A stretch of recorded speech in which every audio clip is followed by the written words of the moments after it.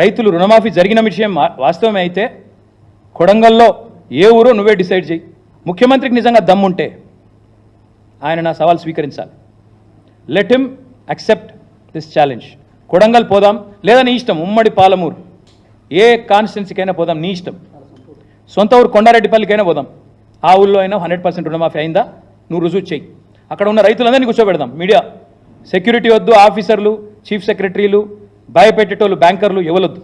Media నువ్వురా, నేను వస్తా మా పార్టీ నుంచి రైతులతో చెప్పిస్తే అక్కడనే మీడియాకి నా రాజీనామా ఇచ్చి రాజకీయ సన్యాసం. మళ్ళీ మీరు నా ఇంటర్వ్యూ కూడా మళ్ళీసారి ఇవ్వాల్సిన అవసరం ఉండదు, మీకు కూడా బాధ ఉండదు. చెప్పిస్తే అక్కడనే మీడియాకి నా రాజీనామా ఇచ్చి రాజకీయ సన్యాసం. మళ్ళీ మీరు నా ఇంటర్వ్యూ కూడా మళ్ళీసారి ఇవ్వాల్సిన అవసరం ఉండదు, మీకు కూడా బాధ ఉండదు. అట్లా అక్కడే వదిలేసి వచ్చేస్తా. సగం కూడా చేయకుండా 40% కూడా చేయకుండా సంపూర్ణంగా చేసినామని చెప్పుకోవడం అంటే ఇది సంపూర్ణంగా దిగజారడమే.